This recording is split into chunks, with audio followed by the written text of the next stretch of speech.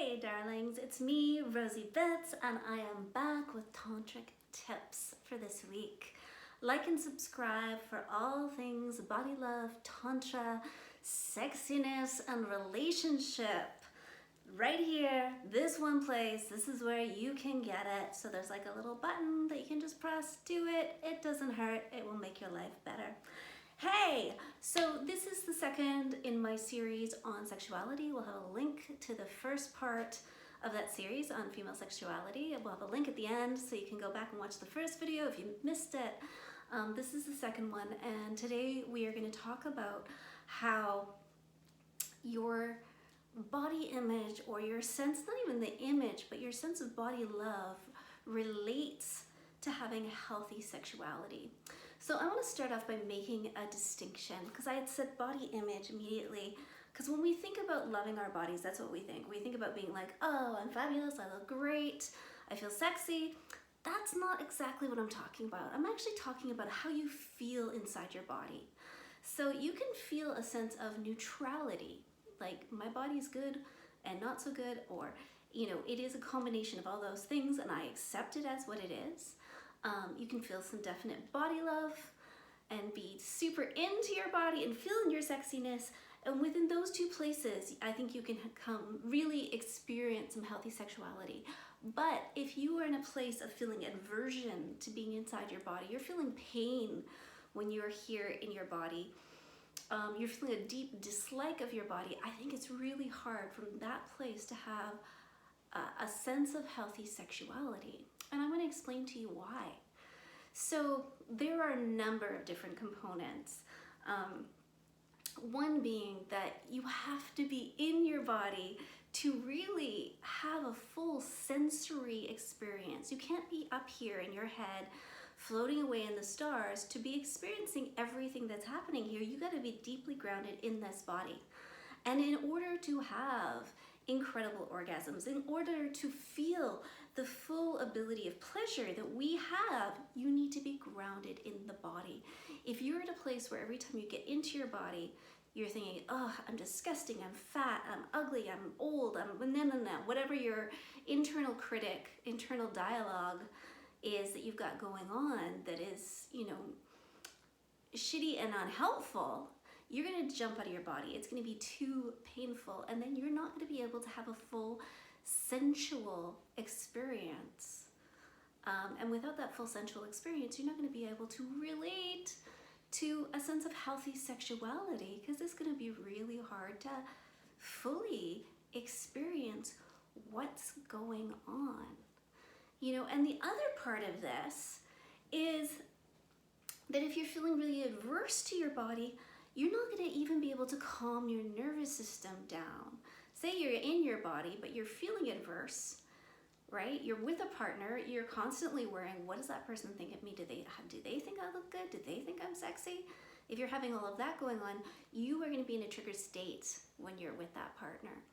And again, that's going to block you from your ability to experience pleasure, block you from even having a full sensual experience. And by sensual, I mean utilizing all of your senses.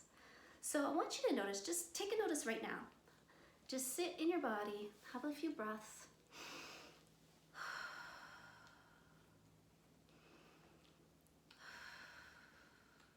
Okay, how are you feeling? How do you feel inside this physical suit that you've got on?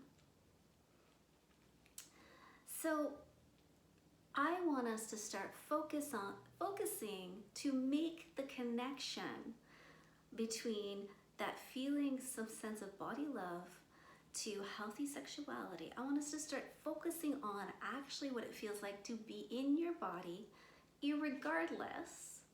So cutting off the idea of, am I sexy? Is my body okay? Do I look good? All of that external bullshit.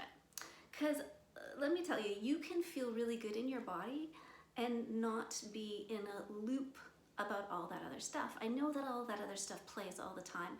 It is part of the societal programming we've been given. But number one, it's not the truth. It's not the fucking truth, guys, right? Whatever is on loop that you're hearing about what beauty is And what is sexy is actually some bullshit. I can tell you from personal experience, watching hundreds, actually watching at this point, thousands of people take the stage. The sexiest people often have nothing to do with what we deem as stereotypically attractive. And I've talked to probably at least hundreds, maybe into the thousands of people around what they find sexy. Again, has nothing to do with what the mainstream media is telling us is sexy. So I want you to just dissect that. Let's not even think about that for the moment. And instead, let's get into feeling what it feels like to be in our body. And let's create a safe space here so we can get in here and start to feel the juiciness around us. So there are a lot of different ways to do this. I'm going to give you what I do. So any of you who've been watching my videos know that, you know what, I've been on a journey. It's not like I've come to a place where I feel sexy, I feel great in my body, that's the end, the book is closed, I just feel great, I walk around naked all the time. No, it is an ebb and flow. And there have been times where I have been considered via the public to be quite attractive and beautiful, and I have thousands and tens of thousands of people telling me that, where I didn't feel any of that, where I was insecure all the time, where I was hiding my body from partners and lovers, where I didn't feel like I was enough. And this is a repeated pattern. So this is why I'm so good at teaching this stuff, why I'm the perfect teacher, is because throughout my life, I have had to go through and retrain myself and retrain myself and retrain myself to get back in my body, to create a safe space here for me, irregardless of what my internal critic is saying, irregardless of what is happening in the external world for me. My choice is body autonomy. My choice is to love my body wherever it's at and to find my way back to my body, right? To not let that dissection happen so that I have to live in this intellectual brain space all the time, but that so I can be fully in my body, experiencing pleasure, also pain, but experiencing the full sensual experience that is available to me as a human. So this is what I do. First of all, I notice what's going on with the internal critic. What is my internal voice saying to me? And I just start to take note. So for me, often, I'm pretty well trained at this point in time. So even when I'm slip, I'm not usually hearing things like, oh, you're fat, you're ugly, very once in a while. But it's things like, oh, life is shitty. What's the point? I'm angry at everything. They're actually kind of more of a generalized lethargy, but that wears me down. And so I start to just take note. And then rather than berate myself for that, because I recognize that's just my ego trying to keep me safe. It's trying to keep me in a safe little cozy place so that I don't get out into the world too much, so that I don't shine too much, which means I could be in danger. That's my ego's job. It's just to keep me contained. So I just take a little notice. I'll be like, oh, thank you, ego. Thank you for just trying to keep me contained and doing your job.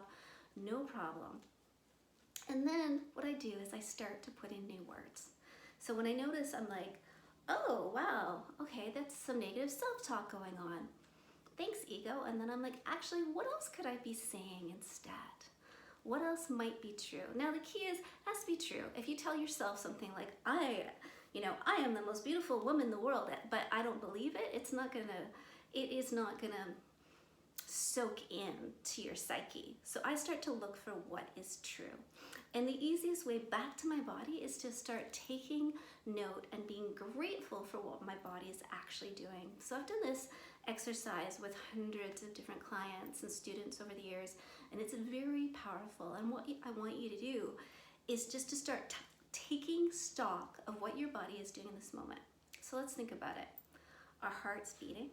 We don't have to think about it. Our heart just beats, continues to beat. It pumps the blood throughout our body.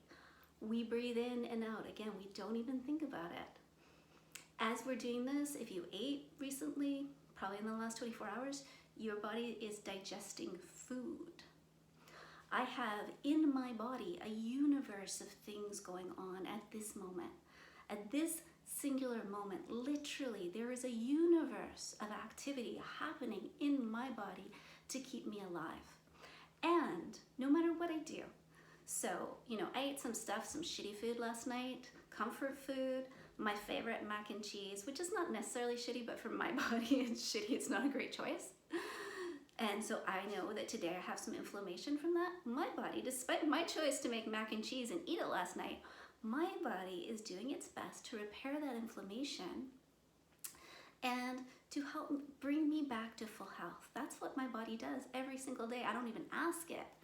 And no matter how much I abuse this body or what illnesses come into this body, my body keeps working to bring me back to full health. Everything is focused on that. And that is amazing. So just taking that moment to get back in touch with what my body is actually doing. My body is here trying to give me the longest time period, the healthiest time period in this world, in this human condition. That's what my body's doing. And during that time, of course, it ages, it breaks down, it gets illness. You know, any number of things happen. We have accidents. But my body, despite everything, is working to my highest benefit every single moment of every day until I'm dead, until it is no longer in existence. It is truly my best friend. So when I get into this space, I feel ease.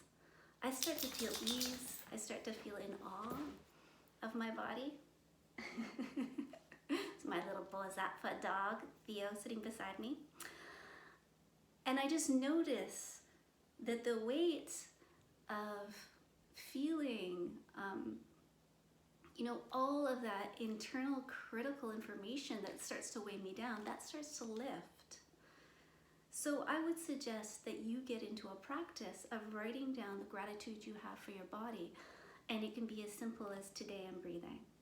And for those of us, which is everybody living in the pandemic right now, it's a big one, right? Today I'm breathing. Today my heart's beating. And if you have more things, like I'm gonna go get a massage, I'm gonna be able to be essentially involved in that. You know, I can walk, I can dance, I can sing, I can have orgasms. I've had 2 babies, I've nursed those babies with these breasts. Like there's so much gratitude I can bring into this body. Now, when I'm coming from this feeling place, then it's easier also to release all that bullshit static. Essentially, it's just static that we're being told about what our bodies are supposed to look like, how they're supposed to perform, how they're never supposed to age, all that shit. It's easier for me to release that because I'm actually in the presence of the truth about what my body is doing, and it's fucking miraculous. And as I start to release that and get back into my body, I'm having this full sensual experience, and I'm able to connect to my sexuality, which is integral to me as a woman to be my highest functioning self in this world. Does that make sense? I want you to send me some questions if it doesn't. But here is a simple combination of how I'm going to get back into my body, and via being in my body, start to regulate my nervous system, start to release some of the bullshit that's going on, some of the bullshit that I've carried through from other traumas in my life, and get into a place where I'm primed to experience pleasure on all different levels. Because being in my sensual experience doesn't just mean that I'm primed to experience sexual pleasure.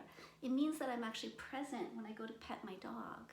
And I can actually feel that and feel that connection of like, oh, wow, this is another little alive being that I need to get to be connected with. I'm present when I go to walk outside. I'm present in my body when I go to have my massage rather than being in a headspace, so I miss that sensual pleasure. I'm present when my kids come and I can hug them and hold them in my arms, right? That level of presence brings us health and wellness just from the simple fact that, again, in our body, while we're here and we're present, we are naturally going to start to regulate our nervous system again. Our body is working to do that. We in this society work to deregulate all the time, but our body's natural state is to be in regulation and only using a deregulated nervous system for what it's intended for. We're not meant to be in it all the time.